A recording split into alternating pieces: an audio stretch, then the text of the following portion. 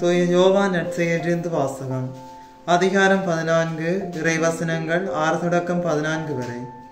அக்காலத்தில் இயேசு தோமாவை நோக்கி, வழியும் உண்மையும் வாழ்வும் நானே, என் வழியாய் அன்றி எவரும் தந்தையிடம் வருவதில்லை.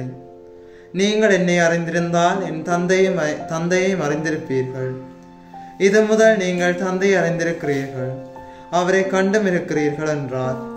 அப்போது பிலிப்பு அவரிடம், ஆண்டவரே, தந்தையை எங்களுக்காக காட்டும், அதுவே போதும் என்றார்.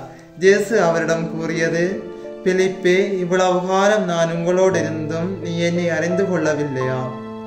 என்னை காண்பது தந்தையை காண்பது ஆகும்.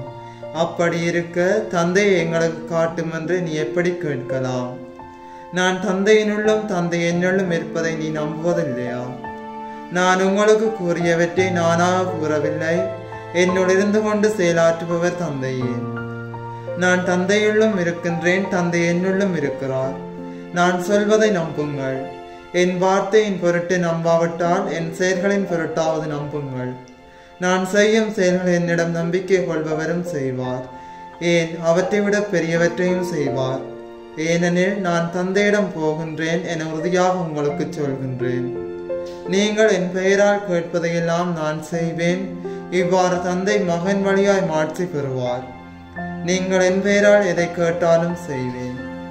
இது கிறிஸ்து வழங்கும் நற்செய்தி. கிறிஸ்துவே உமக்கு புகழ்.